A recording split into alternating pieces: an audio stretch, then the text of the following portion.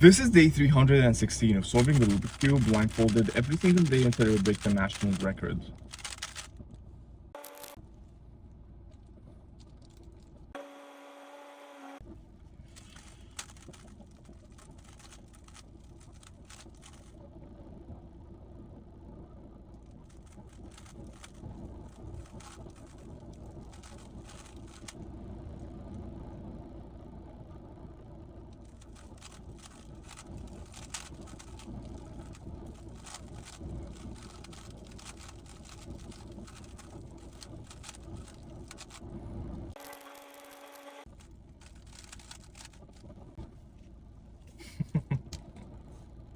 It's funny because at the beginning of the solve, I tried to do this flip, but then I reverted it because I was afraid it will mess up the entire thing, and then I forgot to do it.